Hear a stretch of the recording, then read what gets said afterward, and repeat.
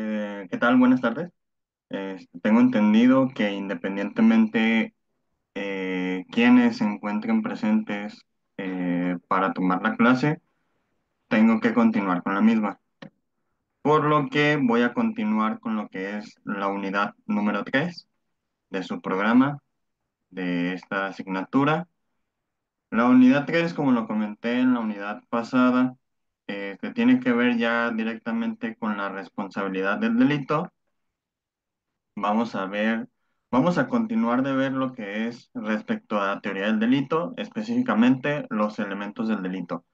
Primero vamos a continuar con lo que es la antijuridicidad y después con la culpabilidad, para después hablar un poco sobre las circunstancias del delito, es decir, circunstancias atenuantes, agravantes. Vamos a ver lo que es concurso de delitos y vamos a ver un poco de las consecuencias del mismo. Para esto me gustaría abordar un poco el tema de la punibilidad y por qué el mismo no está contemplado, al menos en la teoría actual, dentro de los elementos del delito. ¿De acuerdo? Este, bien, para comenzar, vamos a hablar un poco vamos a continuar con lo que estábamos hablando en la clase anterior. En la clase anterior vimos dos elementos del delito, que era la conducta y la tipicidad. Esos fueron los dos elementos y vimos sus elementos negativos, que en este caso son la ausencia de conducta y la atipicidad. Ahora bien, en cuanto al tema que vamos a continuar el día de hoy, tiene que ver con lo que es la antijuridicidad. Es el tercer elemento del delito, es el tercer elemento que forzosamente tiene que contener un delito para que se constituya el mismo, para que exista, para que se materialice. Siempre comienzo este tema explicando la diferencia entre lo que es antijurídico o ilegal, lo que es ilícito y lo que es ilegítimo. Primero, lo que es ilegal. Ilegal significa todo lo que es contrario a derecho o a las leyes, ¿de acuerdo? Ilícito es todo lo que está explícitamente prohibido por las leyes. E ilegítimo es todo aquello que no cumple con las condiciones o con alguna condición requerida por una ley. ¿Ok? Bien, la antijuridicidad o lo que es antijurídico es lo que en teoría del delito se establece como un ejercicio, un juicio de valor objetivo que se hace de una conducta o de un hecho típico, es decir, de un hecho que está contemplado en una ley penal y que esta conducta lesiona o pone en peligro un bien jurídico tutelado. ¿Qué es un bien jurídico tutelado? Es básicamente el derecho, la garantía, el principio a lo mejor, pero en sí el derecho fundamental que el delito trata de proteger. A resumidas cuentas, eso significa un bien jurídico tutelado, es lo que el delito busca proteger. Por ejemplo, en el delito de homicidio, lo que el delito busca proteger, obviamente, es la vida de la persona, de las personas, de todas y todos nosotros. En el delito de robo, lo que se busca proteger es el patrimonio. En el delito de cohecho, un delito de corrupción, aquí el bien jurídico tutelado es el correcto funcionamiento del servicio público. En el delito de lesiones, el bien jurídico tutelado es la integridad física de la persona. Y así sucesivamente nos podemos ir con cada uno de los delitos. Todos y cada uno de ellos busca proteger un derecho fundamental para una persona. La familia, el honor, el patrimonio, la vida, la integridad física o emocional, el medio ambiente, pueden ser de diferentes tipos, ¿no? Inclusive pueden tutelar varios bienes jurídicos. Ahora, este elemento de la antijuridicidad no se analiza si la conducta o el hecho es típico, sino que se analiza es decir, no estamos analizando si un hecho es una conducta, como ya lo establecimos, de acción o de omisión. No estamos analizando si es típico o si es atípico. No estamos analizando si un hecho encuadra en la norma o en la ley o en el delito. Aquí lo que estamos analizando es si ese hecho es contrario a lo que establece el ordenamiento penal. Es decir, si una cosa diferente es el ejercicio de tipicidad que realizamos para encuadrar una conducta en un tipo penal y el juicio de que es antijurídico, es establecer si se está violentando correctamente, o bueno, mejor dicho, si se está violentando el bien jurídico tutelado que busca proteger el tipo penal. Por ejemplo, les pongo un caso práctico. Yo he tenido asuntos, por ejemplo, de amenazas.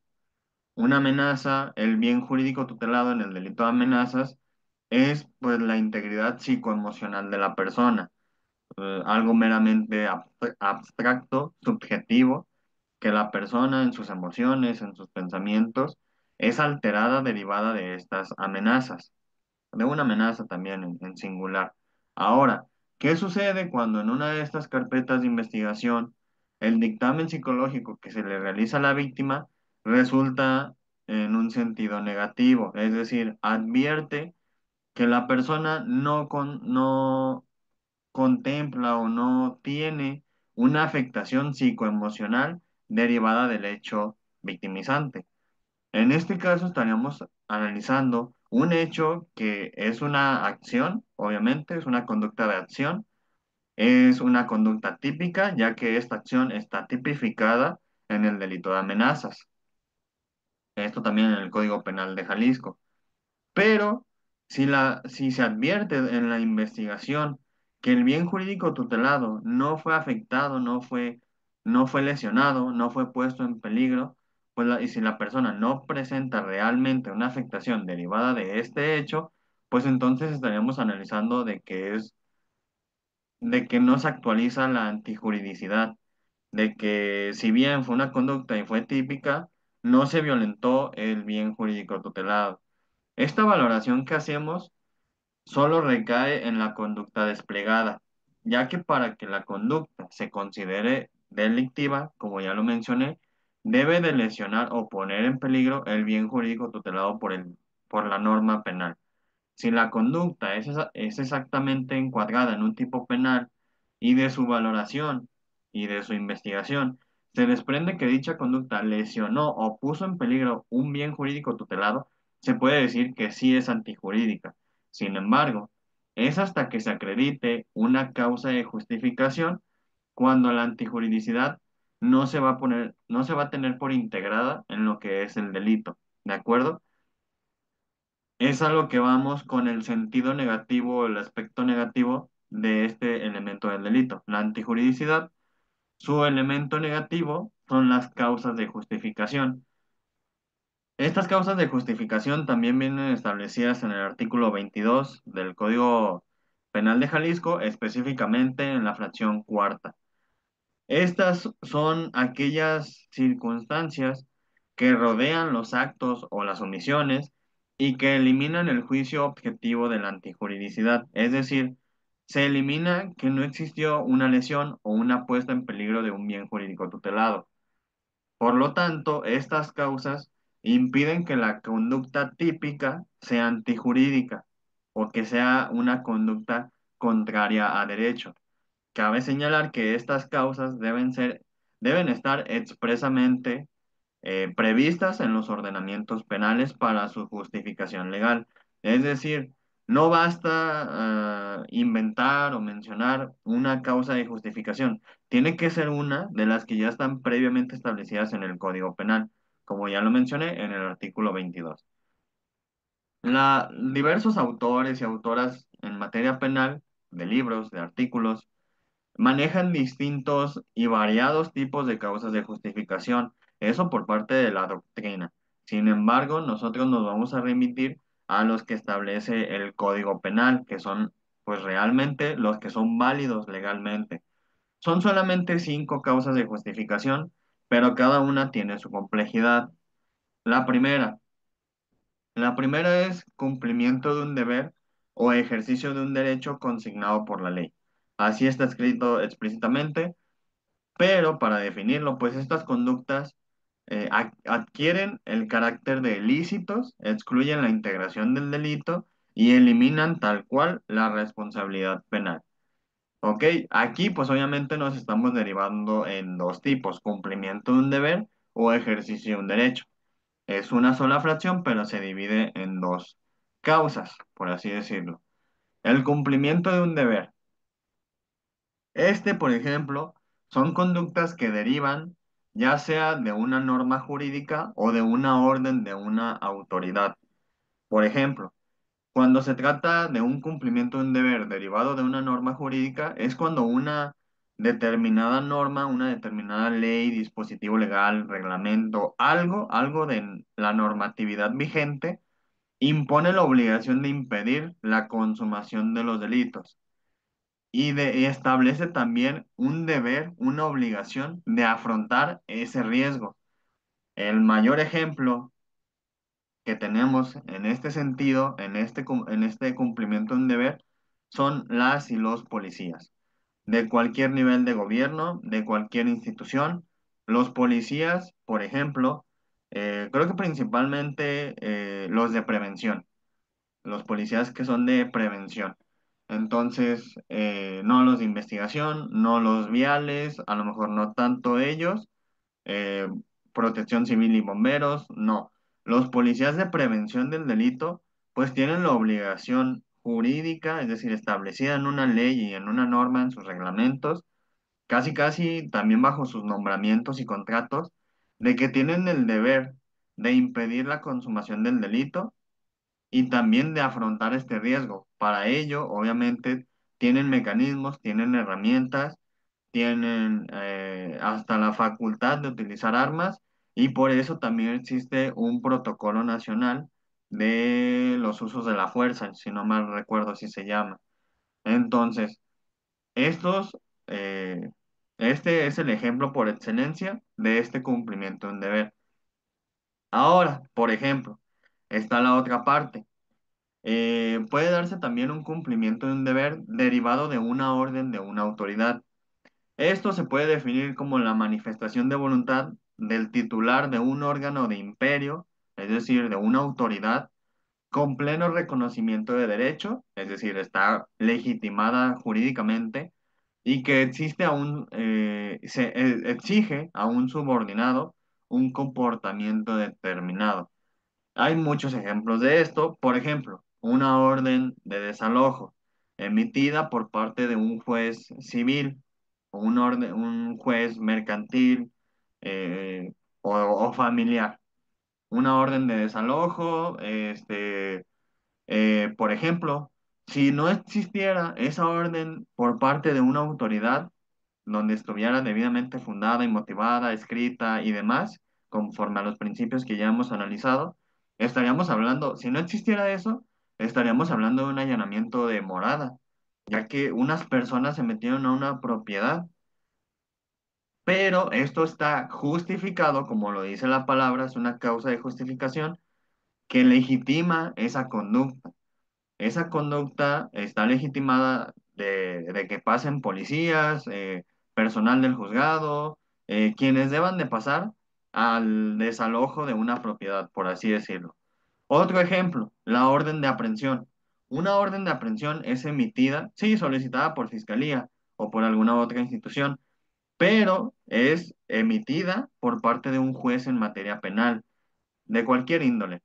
Es una orden de una autoridad en la que le gira oficios, le manda la orden a policía investigadora o elementos policíacos para que realicen la detención de una persona.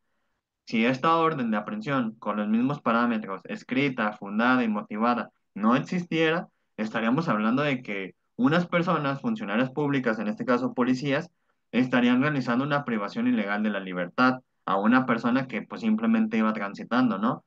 Pero no, se trata de otra justificación en la que a través de la orden de aprehensión esta conducta está justificada. Es decir, son supuestos en los que se puede ver, al menos de manera teórica, que sí se están violentando, se están lesionando bienes jurídicos tutelados. Por ejemplo, la propiedad en el caso de la orden de desalojo o la libertad en el caso de la orden de aprehensión, pero no, esto está justificado conforme a que es el cumplimiento de un deber. Ahora, esta misma causal establece la otra parte, que es el ejercicio de un derecho. Esto siempre va a ser en la forma en la que la ley lo autorice. Es decir, tiene que estar expreso en una ley, en un dispositivo legal. Por ejemplo, está el reconocimiento en la ley sobre un derecho ejercido. Por ejemplo, tal vez no muchos lo sepan, ya que no todos se ponen a leer la Constitución, pero el artículo 16 constitucional establece y autoriza en un párrafo, sinceramente ahorita no recuerdo cuál, autoriza a que los particulares, las y los ciudadanos, tengamos la facultad y el derecho de detener a una persona cuando esta persona esté cometiendo un delito o lo haya cometido e inmediatamente procedemos a su detención. Es decir, no solamente policías, policías viales, municipales, estatales, servidores públicos, militares, no solamente las autoridades, las y los servidores públicos tienen la facultad de detener a una persona en una flagrancia, sino también la propia Constitución en el artículo 16 nos establece que yo como particular, si veo que alguien está cometiendo un delito, yo puedo proceder a su detención. Sí, ya el artículo establece pues una obligación ahí de que si yo detuve a una persona, también tengo la obligación de ponerlo a disposición de manera pronta o lo más rápido posible, inmediatamente, a cualquier autoridad. No tiene que ser una autoridad de seguridad pública o ministerio público, no, a cualquier autoridad. Y esa autoridad tiene la obligación ya de remitirlo en este caso, el primer respondiente tiene la obligación de remitirlo con el agente del Ministerio Público, solicitar mando y conducción, entre otras cosas, ¿no? Pero ese es un ejemplo de un ejercicio de un derecho. Yo no estoy privando de la libertad ilegalmente a la persona, la estoy deteniendo bajo el ejercicio del derecho que me confiere el artículo 16 constitucional al realizar una detención ciudadana. Está completamente facultado y se puede hacer, pero no toda la gente lo sabe. Ahora, también puede ser a través de la facultad o autorización otorgada en forma lícita también por una autoridad competente dentro del marco de su competencia y reuniendo ciertos requisitos legales. Por ejemplo, también puede ser el caso de la orden de desalojo. Digamos que en una litis de materia civil, un juicio, el particular por ejemplo, que demande y que le haya sido concedida la orden de desalojo, por así decirlo, tiene esta facultad de también poder ingresar a su domicilio, de a lo mejor de ahí de ver la organización para el desalojo, decir que sí es suyo, que no, entre otras cosas, ¿no? Si no existiera este ejercicio, este derecho también otorgado por parte de una autoridad competente, la persona, no los servidores públicos, la persona demandante, por ejemplo, estaría también cometiendo un delito, estaría violentando un bien jurídico tutelado de la propiedad o de la posesión, pero bajo esta autorización otorgada, pues esto lo justifica de cualquier delito. Ya otras conductas ya son independientes, ¿no? Que se robe algo o así, eso ya es independiente. Estamos hablando como tal de una lesión o posible puesta en peligro de un bien jurídico tutelado. Ahora, vamos a un tema un poco complejo. Es sobre la segunda causal de justificación. ¿Es un impedimento legítimo o insuperable? Aquí siempre los analizo como el error de tipo y el error de hecho. Pero ya concretamente, actualmente, conforme a la teoría actual de teoría del delito, se dividen únicamente en dos, error de tipo invencible y error de tipo vencible. Ahorita vamos a hablar sobre eso, pero primero quiero abordar, pues que en general, de manera genérica, el error de tipo es una percepción errónea, ese es su significado, una percepción errónea que puede recaer sobre alguno de los elementos objetivos de la conducta típica o también sobre alguno de los elementos normativos. Lo vamos a ver más adelante. Recordemos que los elementos normativos son aquellos que se perciben a través de los sentidos, mientras que los elementos normativos solo se pueden identificar a través de una comprensión intelectual, ya sea cultural o jurídica, como lo hemos visto. Este, por ejemplo, vamos a comenzar con un ejemplo. Una persona que va de cacería ve una sombra muy grande, similar a la de un oso, pero sin tener la certeza de que es un oso, y dispara privando de la vida a lo que ve, ¿no? Sin embargo, se acerca y descubre que no era un oso y que en realidad era un ser humano. Esta persona a la que disparó el cazador tuvo una falsa percepción de un elemento objetivo al momento de realizar su conducta. La persona sabe que dispararle a una persona es un delito. Sin embargo, la persona creía que le estaba realmente disparando a un oso. Por esta razón, el error sobre los elementos objetivos se puede identificar más rápidamente si utilizamos la antigua denominación que antes se contemplaba como error de hecho, ¿de acuerdo? Que es cuando el sujeto se equivoca sobre algún hecho que sus sentidos perciben. Sin embargo, es preferible evitar esa denominación de error de hecho porque el tipo penal, como ya hemos mencionado, también se conforma de elementos normativos que requieren de una valoración cultural o una valoración jurídica que es imperceptible a través de los sentidos y por lo tanto no pueden ser considerados como hechos, sino incluso se puede considerar como errores de derecho cuando recae sobre un elemento normativo, un elemento jurídico.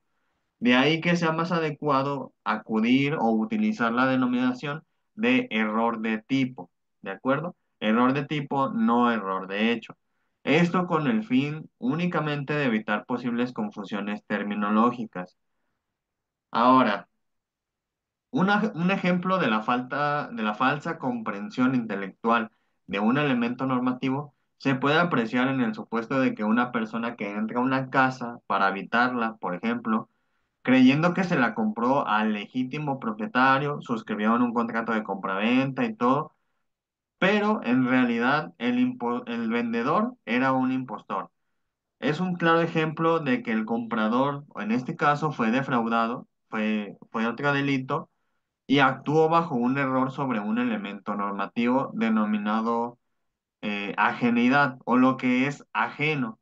¿Por qué? Porque la persona pensaba que la casa era suya y en consecuencia, aunque los hechos se encuadran en el tipo penal de allanamiento de morada, el error del sujeto sobre un elemento normativo excluye el dolo del autor. Es decir, con palabras más sencillas.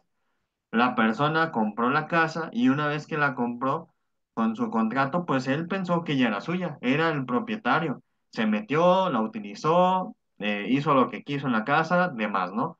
Pero después le llega una denuncia y le dicen, oye, tú no eres el propietario, tú estás denunciado por allanamiento de morada.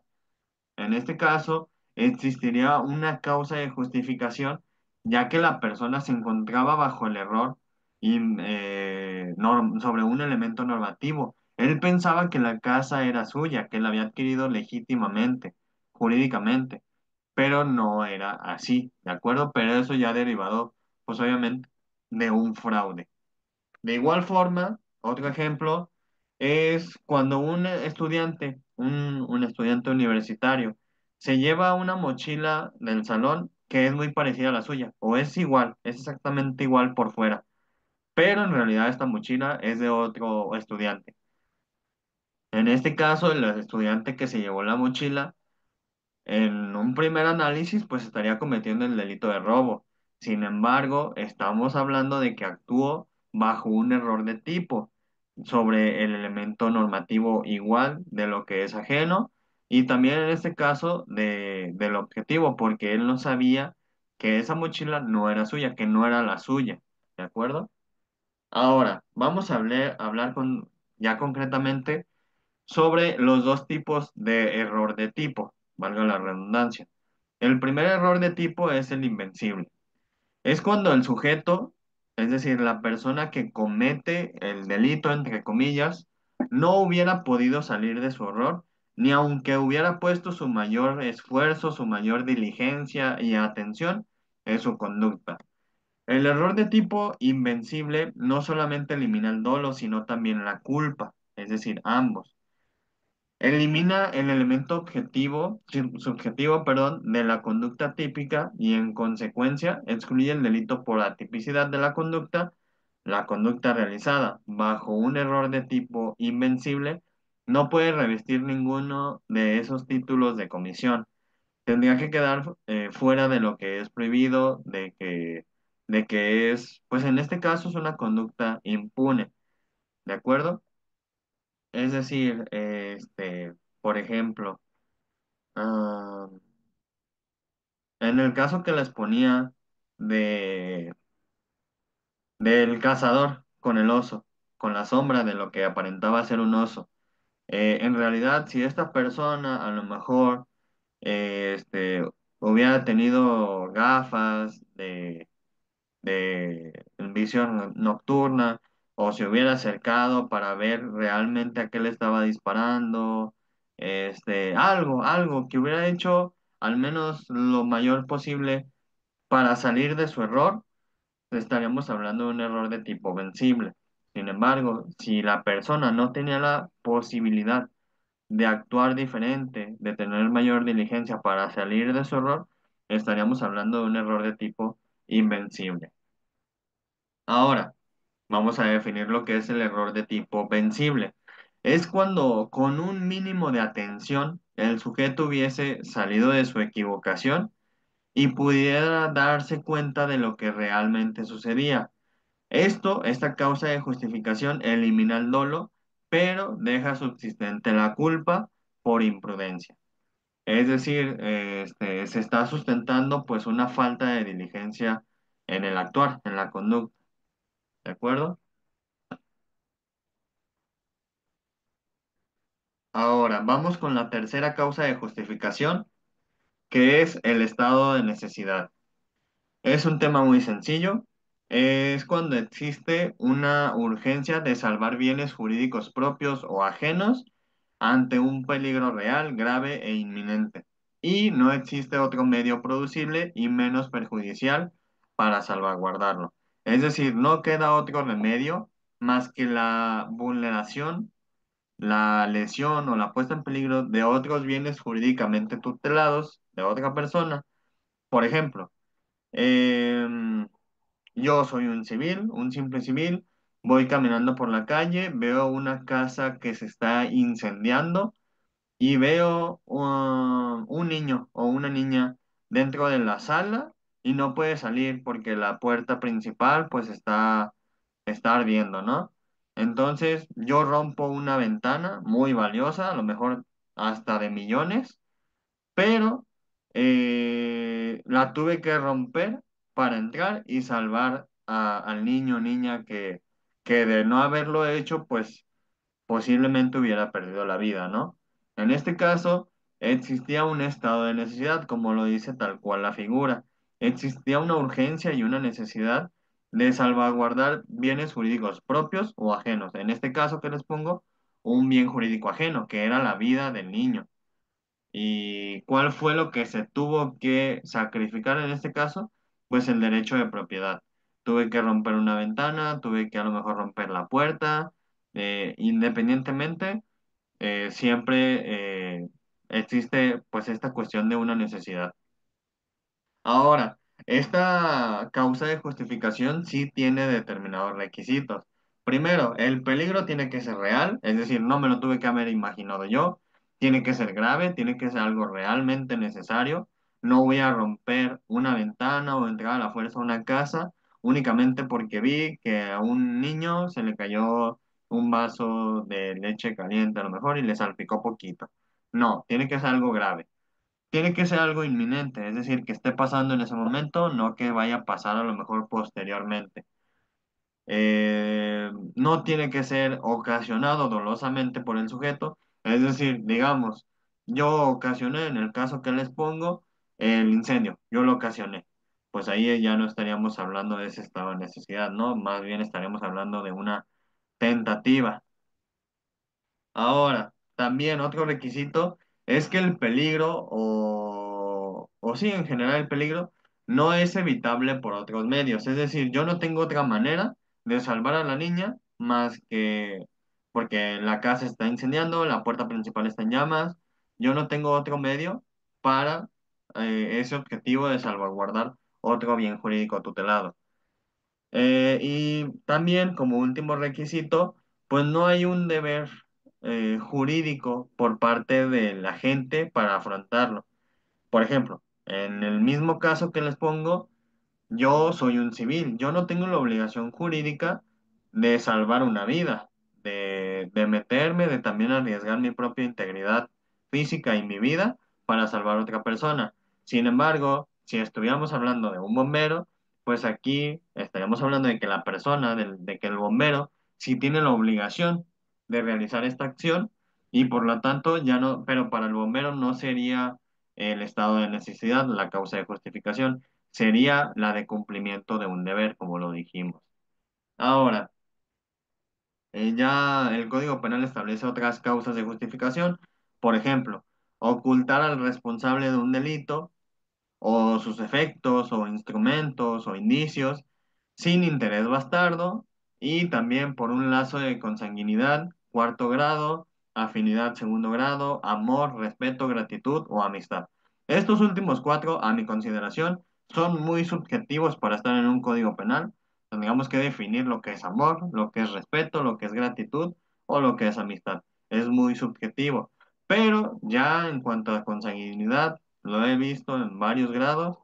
El caso por excelencia siempre es la pareja o la madre que oculta los efectos de un delito, ¿no? Oculta o ayuda a lavar el coche ensangrentado, la ropa ensangrentada, los instrumentos, las armas, cuchillos, etcétera, ¿no? Esto sería una causa de justificación para la persona que le ayuda, ¿ok?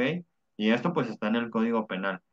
Ahora bien, la última, la legítima defensa, también es una causa de justificación y es un tema muy, muy amplio, muy, muy debatido. Existe lo que es el exceso de legítima defensa, pero yo lo voy a abordar de manera muy breve. La legítima defensa es una conducta jurídicamente permitida, ¿de acuerdo? Se trata de defender la persona, el honor, derechos o bienes de quien se defiende o también los de otra persona. Lo realiza quien rechaza una agresión actual, real, violenta e ilegítima que genera un peligro inminente. Creo que para esta figura no es muy complejo. Pueden ser mis derechos, mi persona, mis bienes, mi honor. Lo que esté defendiendo puede ser la otra persona. Supongamos que yo estoy defendiendo de una agresión a mi pareja, por así decirlo, ¿no? Obviamente ahí se da esa cuestión de que pues me interesa también salvaguardar los bienes, derechos, la persona de mi pareja, ¿no? Obviamente no tiene que ser una agresión imaginaria, tiene que ser real, tiene que ser inminente, inmediata, violenta e ilegítima. Si mi pareja cometió, por ejemplo, un delito y los policías lo están deteniendo en flagrancia, yo no me puedo meter ahí y tratar de defenderlo bajo la justificación de que estoy actuando en legítima defensa. No, ahí ya estaríamos hablando de que es una conducta legítima por parte de los agentes aprensores, ¿no? Por así decirlo. Ahora, hay casos que el mismo código establece cuando no opera la legítima defensa, es decir, cuando no es procedente.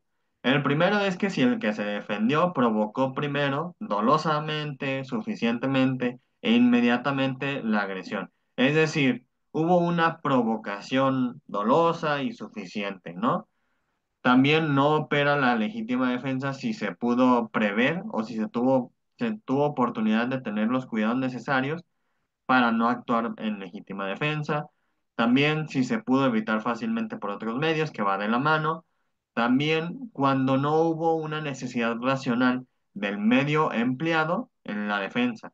A esto es a lo que se refiere el código con el exceso de la legítima defensa.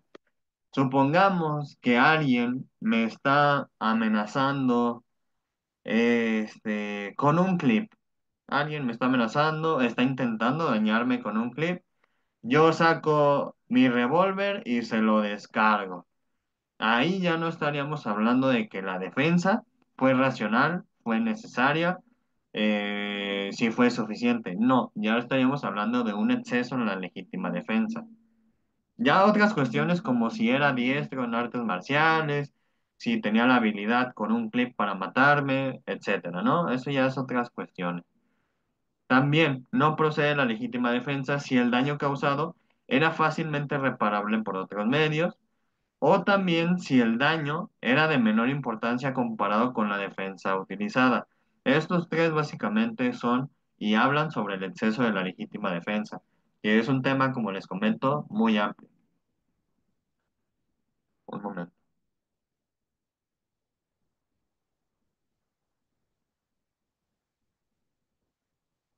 Bien, vamos a continuar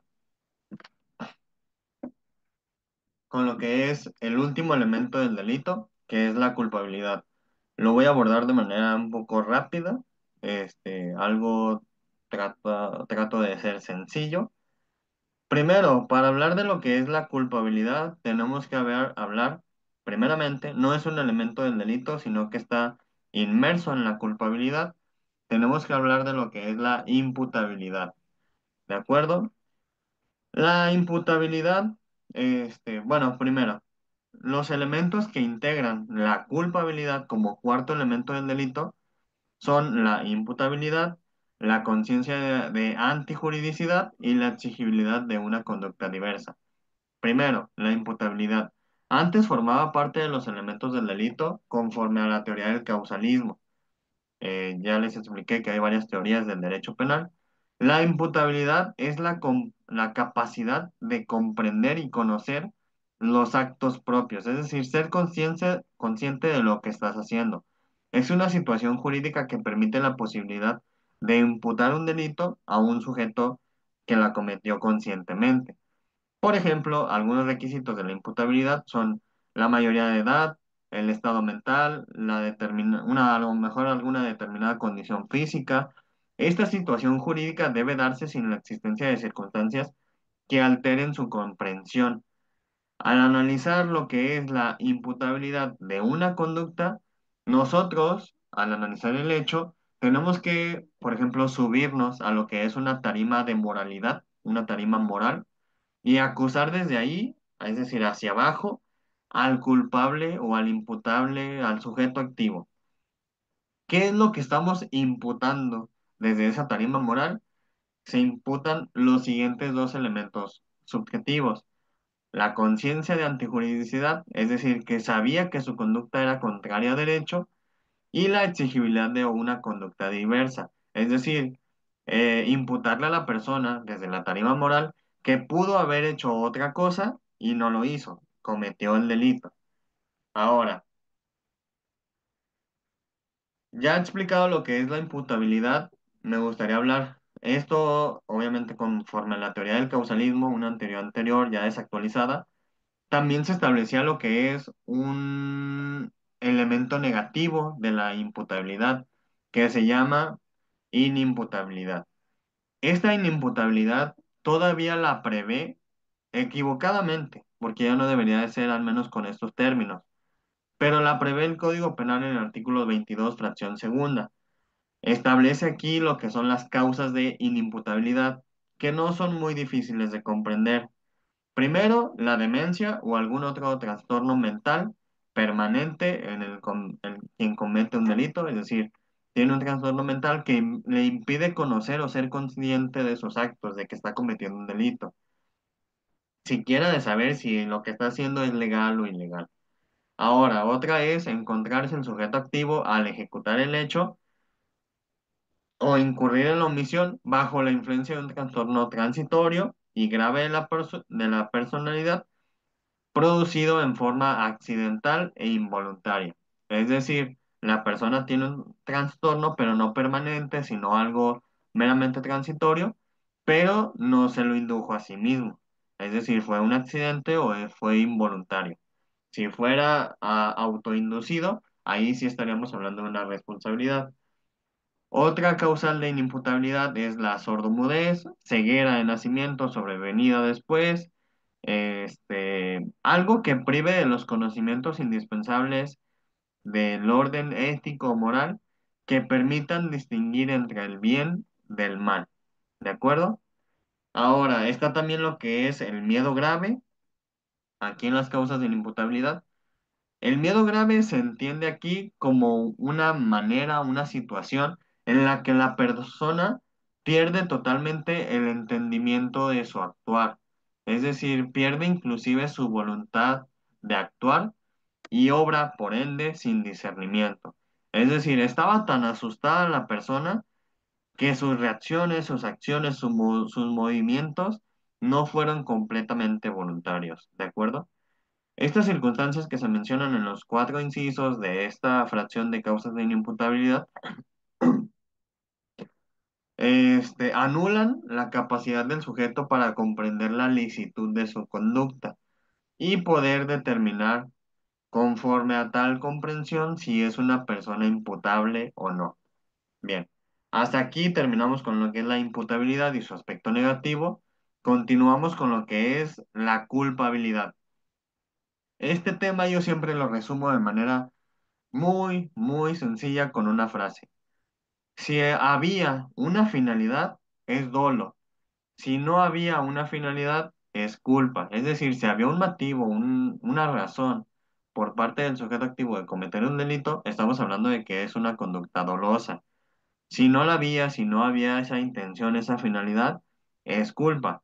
Pero ojo, aquí no estamos hablando de que ya la persona quedó excluida de responsabilidad penal. No, tanto el dolo como la culpa tiene grados de responsabilidad. Ahora, vamos a hablar ya concretamente de lo que es dolo y culpa. Son las formas en las que se puede representar la culpabilidad. Es el dolo y la culpa, pero a estas a su vez tienen sus subtipos, por así decirlo. El primero es el dolo. No es muy difícil de comprender, es cuando obras, es cuando actúas teniendo conocimiento de la antijuridicidad de la conducta. Cuando haces algo sabiendo y siendo consciente de que esa conducta está mal, pero pues eres un pasado de corneta, ¿no? Te vale, lo haces, es lo que quieres. Eso es el dolo. Ahora, el dolo se divide en dolo directo y dolo eventual. Posiblemente ya hayan escuchado de esto. El primero es cuando eres totalmente consciente y tienes totalmente la intención de cometer la conducta que realizaste. Es decir, querías cometer tal cual el delito. Ahora, el dolo eventual es un poco diferente, pero sin embargo, pues sigue siendo una causa como de que pues te valió corneta, lo hiciste. En el dolo eventual no existe una voluntad directa, sino una voluntad indirecta. Este tipo de dolo, como lo dice su nombre, nace de la eventualidad. Es un suceso que puede bien suceder o no. Es decir, es un determinado acontecimiento que se puede dar, pero es imprevisto. Un poco. Pero sigue siendo dolo, no porque no existe la intención directa, sino porque el resultado típico se constituyó plenamente. ¿Por qué? Porque el sujeto activo aceptó el resultado y por lo tanto sigue siendo una conducta dolosa. Me explico. Por ejemplo, digamos que yo me robo un carro, un coche. Yo me lo robo, obviamente para irme rápidamente. Me voy a pasar altos, voy a ir a alta velocidad, excediendo los límites de velocidad, voy a ir pasándome altos y a lo mejor en uno de esos altos atropello a una persona y la mato. El resultado típico del sujeto, en este caso, el dolo directo era robar, ¿no? Era robar el vehículo. Sin embargo, el dolo eventual contempla que pues obviamente es derivado de este mismo robo, de esta misma consecuencia, y que naturalmente el evento, esa es la palabra que quiero que se graben, el evento, la eventualidad, es que al yo ir a exceso de velocidad, al pasarme los saltos, obviamente los saltos no solamente son para vehículos, yo sé que también son para personas, para peatones. Entonces yo sé que se puede dar la situación, el supuesto, de que una persona se atraviese en un alto correctamente y yo al estar escapando, pues pueda atropellar a la persona. Sin embargo, no me importa. Como yo estoy huyendo con mi objetivo principal es huir y es cometer el robo, no me da igual si se comete algún otro resultado típico, que en este caso el de homicidio, ¿no? O el de lesiones, por así decirlo. Eso es en cuanto a dolo. Ahora vamos a pasar a culpa. La culpa, de manera genérica, es una forma de realización de una conducta que anula la figura de la voluntad de dañar, es decir, no existía la intención de causar un daño. Sin embargo, pues esta culpa se puede interpretar también como una falta al deber de cuidado, es decir, eres un sujeto activo descuidado, eres un criminal descuidado. ¿Por qué? Porque en esta forma de culpa, de la culpabilidad, se da un resultado típico no por una voluntad directa o eventual, como es en el dolo, sino por una imprudencia o por una negligencia. Además, en este resultado pudo ser posible prevenirlo o evitarlo teniendo la debida diligencia. Ahora, este resultado no se concreta por una intención de conducta, sino por una falta al deber de cuidado. Para el análisis del deber de cuidado, se estudia un factor determinante que se denomina posición de garante. Es aquella, esta figura, su significado es que es aquella situación en la que tú estabas ubicado, inclusive físicamente, en el lugar en donde tenías la obligación de hacer o dejar de hacer algo para que el bien jurídico tutelado no se viera violentado o lesionado. Este, eh, por ejemplo, las personas que tienen, las personas trabajadoras que están en las torres de, por ejemplo, ay, ¿cómo se llama? De las tirolesas. Las personas que están encargadas de ponerte las medidas de seguridad correctamente, engancharte, abrocharte, engancharte correctamente, básicamente de cuidar tu bienestar, tienen esa posición de garante, tienen la obligación de hacer sus actividades correctamente para que tu vida, tu seguridad física no se vea violentada. Ahora, brevemente, ¿cuál es el argumento de la defensa cuando se imputa la calidad de garante en una conducta culposa? Pues aquí, a mi consideración, el argumento de una defensa siempre es decir, fue un accidente y por lo tanto se actualiza una ausencia de conducta por parte del imputado.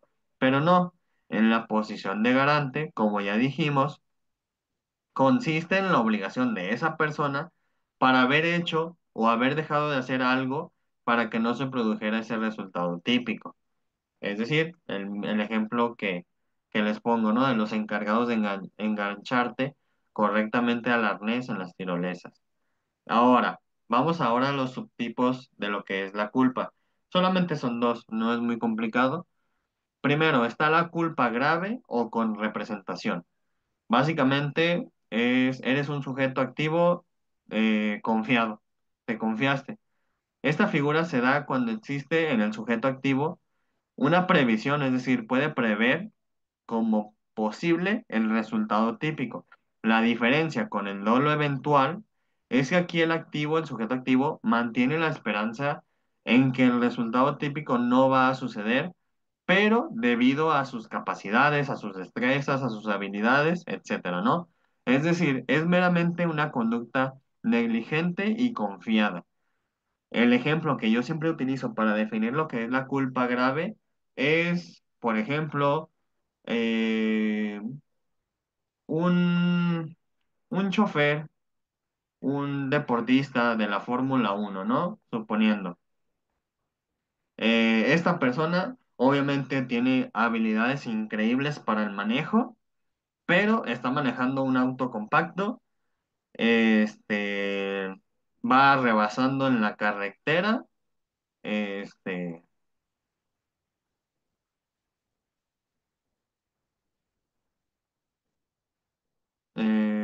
y además no tiene frenos, su coche no tiene frenos. Sin embargo, pues el piloto de la Fórmula 1 se considera muy chingón para inclusive poder manejar sin frenos y también utilizando sus destrezas para evitar cualquier resultado típico, es decir, para evitar cualquier choque, para evitar cualquier delito, ¿no?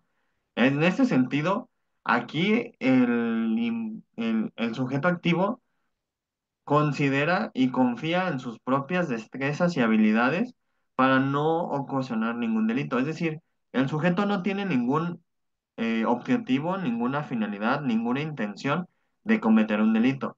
Sin embargo, en caso de que se suceda, se va a actualizar esta causa de culpa grave o con representación, ya que, pues, en este caso se confió y sí cometió un delito.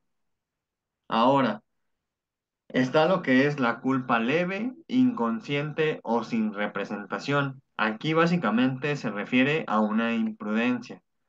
En este tipo de culpa se anula lo que es la prevención del resultado típico, es decir, que no se le presentó en ningún momento prever el resultado típico. Sin embargo, sigue la existencia del elemento de la falta de deber de cuidado, es decir, meramente imprudencia. Este, pero pues sin embargo, obviamente se daña, se transgrede esta falta de deber de cuidado y se causa un resultado típico. Por ejemplo, el supuesto por excelencia para definir esto es el exceso de velocidad. Nosotros, con todos las y los ciudadanos, tenemos la obligación de respetar los límites de velocidad y obviamente, cuando nosotros excedemos ese límite de velocidad, estamos faltando ese deber de cuidado, ya que por esa misma velocidad se puede cometer a lo mejor un delito. Supongamos, yo voy manejando a 80 kilómetros por hora cuando la circulación de la calle es de 50 kilómetros por hora, la velocidad autorizada, ¿no? Si una persona se atraviesa y yo voy a esa velocidad que no está permitida, se va a actualizar que el delito que se cometa va a ser obviamente un delito culposo. Yo no tenía la intención de causar un resultado típico, sin embargo, sí se me puede imputar porque yo falté a este deber de cuidado. ¿De acuerdo? Ahora, ya por último, vamos a hablar de lo que es la inculpabilidad como el elemento negativo de la culpabilidad. También está establecido en el Código Penal de Jalisco, es el artículo 22, fracción tercera, y esta fracción nos establece lo que son las causas de inculpabilidad, que tampoco son muchas y tampoco son difíciles de entender. La primera es el temor fundado e irresistible de un mal inminente y grave en la persona del contraventor o de alguien que esté ligado por vínculos cercanos de parentesco, por lazos de amor o de estrecha amistad, ¿no? Aquí estamos hablando no estamos hablando de miedo grave, como lo estábamos analizando en las causas de injustificación. Aquí estamos hablando de una persona que realmente tiene un temor que está sustentado, que es un mal inminente y grave, y que puede estar vinculado a cuestiones de parentesco o de amistad o respeto, ¿no? También está, por ejemplo, lo que es ejecutar un hecho que no es delictuoso, sino por circunstancias del ofendido si el ejecutor las ignoraba culpablemente, inculpablemente al momento de obrar. Está también causar un daño por mero accidente, sin dolo ni culpa, ejecutando un hecho completamente lícito, ¿no? En el mismo caso que les pongo, supongamos que yo voy manejando correctamente a 50 kilómetros por hora en una calle donde lo permitido son 60 kilómetros por hora. Es decir, voy inclusive más bajo que el límite de velocidad permitido. Sin embargo, pues una persona se me atraviesa o se avienta a mi carro, yo la atropello e independientemente del delito que se cometa, aquí estaríamos hablando de que fue meramente un accidente. Ni siquiera hubo mi intención, como sería en el dolo, de causar un resultado típico, ni tampoco habría culpa, porque yo no falté en ningún momento, ni fui imprudente, ni fui negligente, ni falté a ese deber de cuidado que tuve como conductor, ¿no? Está también lo que es el error de hecho, esencial e invencible, el error de derecho, ya sea porque el sujeto desconozca la existencia de la ley o el alcance de la misma. Esto básicamente es lo que ya expliqué como error de tipo. Aquí es donde se contempla. Y después está obedecer a un superior legítimo en el orden jerárquico cuando su orden no constituya notoriamente un delito. Básicamente esas son las causales de la inculpabilidad, y ya nomás tendríamos que hablar un poco de lo que es, por ejemplo, en este caso de la culpabilidad, hablar un poco de las circunstancias que atañen a ya la comisión del delito, a sus consecuencias atenuantes y agravantes. Por ejemplo, ¿cuál es el objetivo de establecer si una conducta es dolosa o es culposa? Primero es para determinar la pena. Es decir, ya a la hora de la individualización de sanciones en un proceso penal, después de una sentencia condenatoria, esto es importante para el juzgador, para la juzgadora, a considerar para establecer una pena, una sanción, ¿de acuerdo? También dentro de estas mismas circunstancias que se deben de analizar para las consecuencias jurídicas de los delitos, está lo que es el tema de la tentativa. Lo quise abordar. La tentativa está definida en el artículo 18 del Código Penal de Jalisco.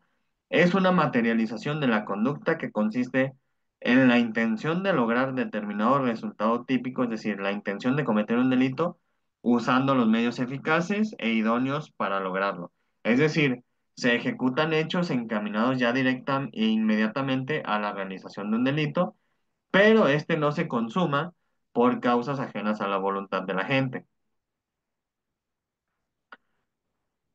Cuando esto se actualiza, la tentativa, y lo marca así el Código Penal, es merecedora de una pena contemplada para el delito que se intentó cometer. Es decir, el delito que tú intentaste cometer pero que no se realizó por causas ajenas, sí va a ser una conducta merecedora de una pena. Ahora, si el sujeto desiste espontánea, y así lo establece el código, si el sujeto desiste espontáneamente de la ejecución o incluso él mismo impide la consumación del delito, no se impondrá pena o medida de seguridad que esté contemplada para dicho delito. Creo que esto no es muy difícil de entender. Ahora, quiero hablar de lo que es la tentativa porque se divide en dos tipos diferentes, la acabada y la inacabada. La tentativa acabada es cuando el sujeto activo realizó absolutamente todos los actos de ejecución para lesionar el bien jurídico tutelado sin conseguirlo. Para explicar lo que es esto, estos dos supuestos, voy a establecer un solo supuesto.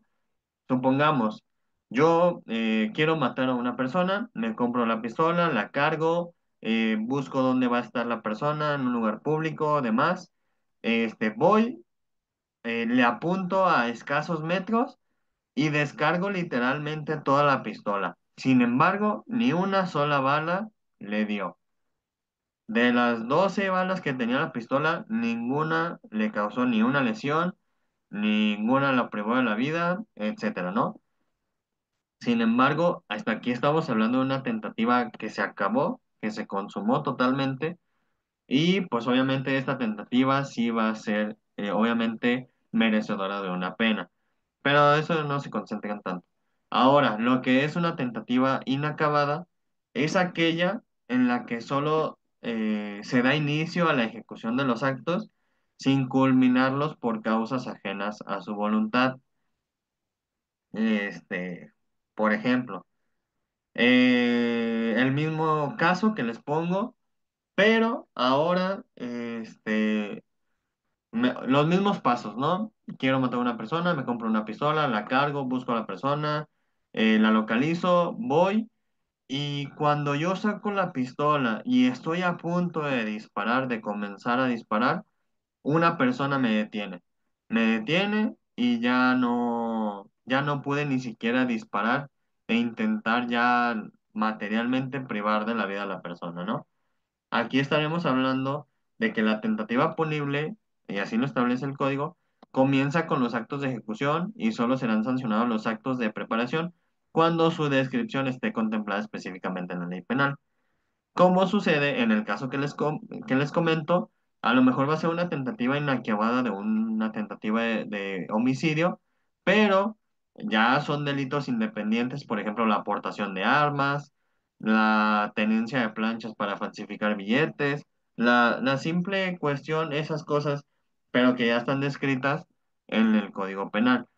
Ya ahora sí que, pues ya disparar un arma contra una persona o ya fabricar los billetes falsos ya es, pues ya la consumación de otro delito, ¿de acuerdo?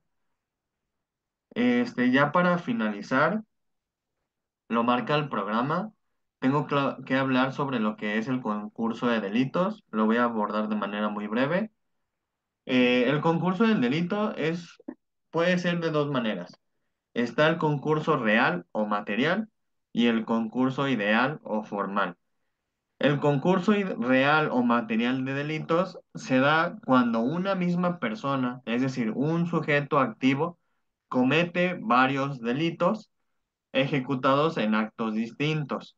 Aquí hablamos de no estamos hablando de la temporalidad de los delitos, si son continuados, permanentes o instantáneos. Aquí estamos hablando de que una persona cometió varios delitos en varias acciones. Por ejemplo, eh, bueno, tiene dos requisitos.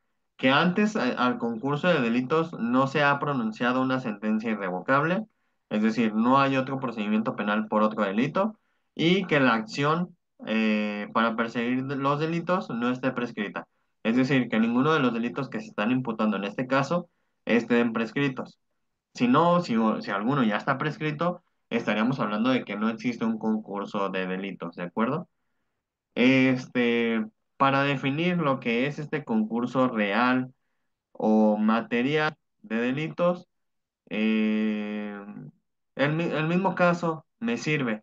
Por ejemplo, en el caso que yo les comento, supongamos que sí consumo el resultado típico, estaríamos hablando de que se cometieron varios delitos con mis diferentes conductas, ¿no? Primero, el de homicidio, al privar de la vida a otra, y segundo, por ejemplo, la aportación ilegal de arma de fuego. Ahí ya son dos delitos que estaremos imputando a la misma persona y que son actos diferentes.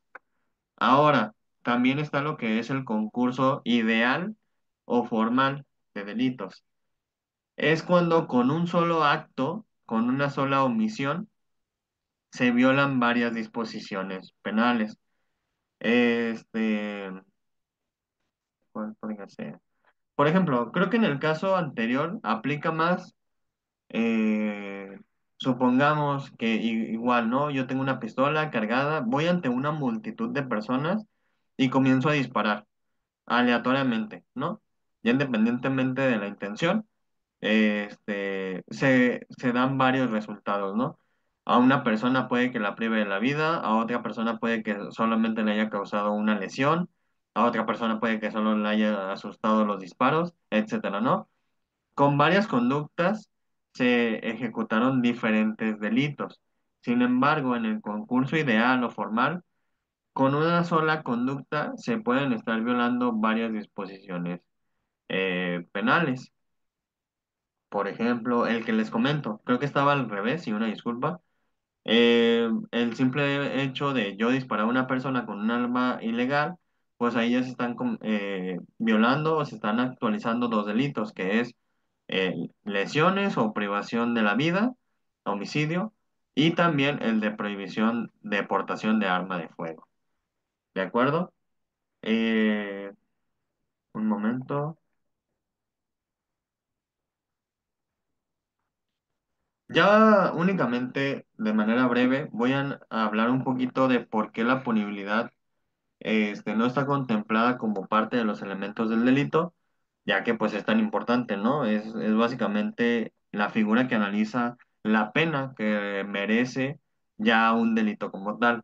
Aquí estamos hablando de que eso es una consecuencia jurídica, una pena, una sanción derivada de la comisión de un delito. Pero en sí, para la integración de un delito, no es necesaria la punibilidad, es decir, es una consecuencia, no es un elemento. La punibilidad es el cumplimiento de los presupuestos legales necesarios para que un delito pueda ser castigado. La pena se merece cuando se ha realizado un delito y también pues es necesaria para cumplir un fin. Ese fin, ya lo hemos analizado antes, es conforme a a la política criminal. Ahora, lo voy a mencionar únicamente, no lo voy a explicar. La punibilidad también tenía su aspecto negativo, que en este caso se llaman excusas absolutorias. Este es un tema muy interesante, pero lamentablemente no me puedo dar el tiempo de explicarlo ya que es un poco largo. Pero si en algún momento lo quieren hablar, es eso. Antes, la punibilidad era el quinto elemento del delito y su aspecto negativo eran las excusas absolutorias. Sin embargo, ya no es así. Ahora bien, la punibilidad tenía ciertas condiciones objetivas, es decir, tenía requisitos que se tenían que cumplir para que ciertos tipos penales, para que ciertos delitos, como condición, tuvieran para la aplicación de una pena. Por ejemplo, a lo mejor el valor económico de lo robado, ¿no? Dependiendo de esta cuestión, era la pena que se te imponía. Pueden ser también circunstancias que afectan la relevancia jurídico-penal del hecho, y demás, ¿no? Eh,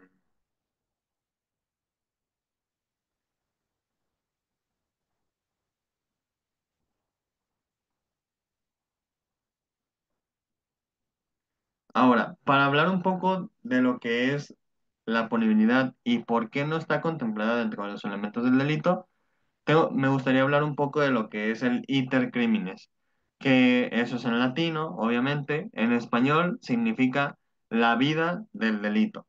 Eso es el iter criminis, posiblemente ya lo habían escuchado en la licenciatura. El iter criminis es el sendero que recorre una idea delictiva desde su iniciación hasta su total agotamiento. Aquí ya no estamos hablando de una cuestión procesal o una cuestión normativa, aquí estamos hablando únicamente de una cuestión teórica. Obviamente en los delitos culposos esto no procede, porque obviamente en un delito culposo no había esa intención de cometer un delito, ¿de acuerdo? Conforme ya lo explicamos. Ahora, el iter criminis tenía dos fases, una fase, perdón, interna y una fase externa. En la interna no es muy complicado, es cuando nace una idea, es su proceso interior en la mente del sujeto activo, es más o menos prolongado y también hasta antes de que se exteriorice ya el delito. Se compone la fase interna de tres puntos. La idea criminosa, que es básicamente cuando sale la tentación de delinquir, surge la idea en la mente del sujeto activo, ¿no? Después hay una parte de deliberación, que es una meditación en el sujeto activo sobre si analiza los pros y contras sobre si cometer el delito. Y después está la resolución. Es también interna, o sea, dentro de la mente del sujeto activo y es básicamente la decisión que toma respecto a si va a cometer o no el delito. Ahora, la fase externa bueno, antes de eso, ¿por qué nosotros o por qué el Estado no puede incriminar a las personas por sus ideas delictivas? La respuesta es muy sencilla. Hay un principio de derecho penal que dice que nadie puede ser penado por sus pensamientos. Es un principio que viene en latín, la verdad no me lo sé en latín. Es un principio que desarrolló un autor que se llama Ulpiano y es básicamente eso, es el derecho a la libertad de pensamiento que tenemos todas las personas. Si el Estado nos castigara por nuestras ideas, pues estaríamos casi hablando de un Estado absolutista, tipo 1984 de George Orwell, en la que hasta tus pensamientos pueden ser motivo de que se te imponga una sanción. No, no es así. Se puede ser un criminal hoy día demente podemos pensar en cometer miles de delitos, pero no vamos a poder ser incriminados por eso. Al derecho penal únicamente le importa pues esa materialización de los delitos. Únicamente van a ser penadas las personas que exterioricen esa voluntad de delinquir, ¿de acuerdo? Y a esto voy con ya esto último que voy a mencionar, que es la voluntad, bueno, la fase externa del iter criminis. Ya pues el delito materialmente comienza cuando se hace manifiesto y termina con su consumación. Tiene también tres puntos. La fase externa es la manifestación, que es cuando la idea criminal ya surge al exterior, se relaciona con el mundo objetivo, pero solamente como idea o pensamiento exteriorizado. Por ejemplo, comprar un arma, ¿no? Comprar un arma de manera ilegal. Por ejemplo, este, por ejemplo, hay delitos también que con la simple manifestación ya se está actualizando el delito. El delito por excelencia es el de amenazas. Es anunciar a una persona, causarle un mal futuro. En este caso, con la simple manifestación ya se está cometiendo el delito. Pero hay otros que también requieren de un segundo punto, que es la preparación.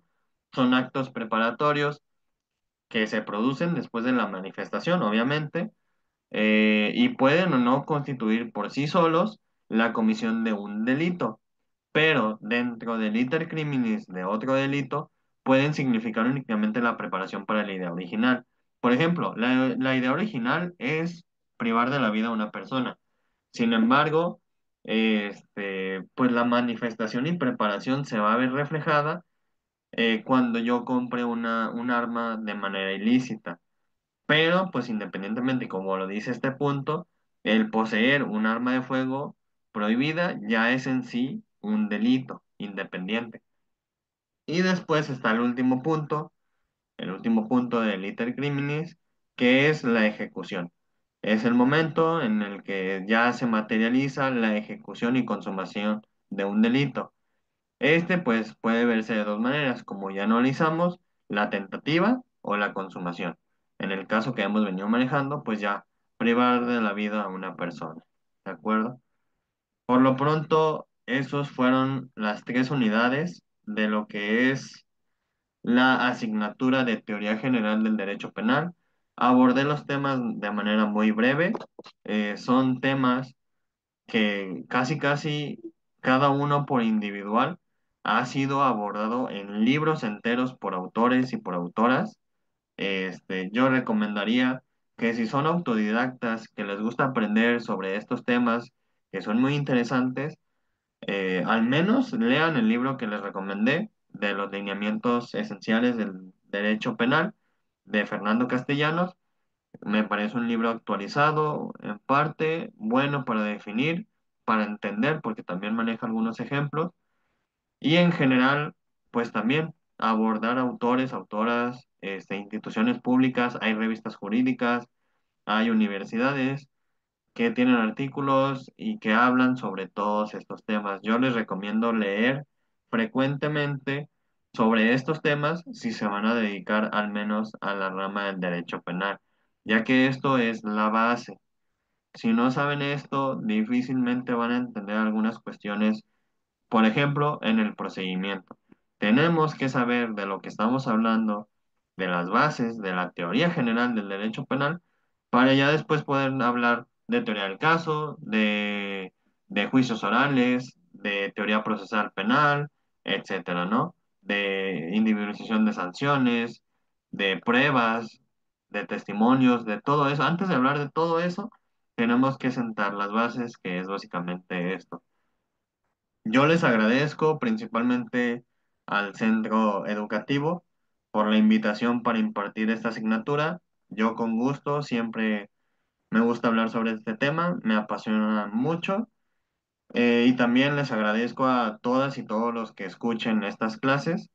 Eh, Aunque son pocas, creo que pueden servir para que ustedes tengan una comprensión más clara de lo que son todos estos temas que se abordan en teoría general del derecho penal. Lo repito, es la base Espero que lean por su propia cuenta y también ya cuentan con mis medios de contacto para cualquier duda o pregunta sobre estos temas, sobre la clase o en general si tienen también situaciones personales laborales, con mucho gusto yo los puedo atender, ¿de acuerdo? Por lo pronto ha sido todo por su servidor y espero, de verdad espero poder verlos posteriormente porque todavía me apasiona todavía más lo que tiene que ver con teoría de procesal penal, ¿de acuerdo? Espero verlos pronto y hasta luego. Muchas gracias.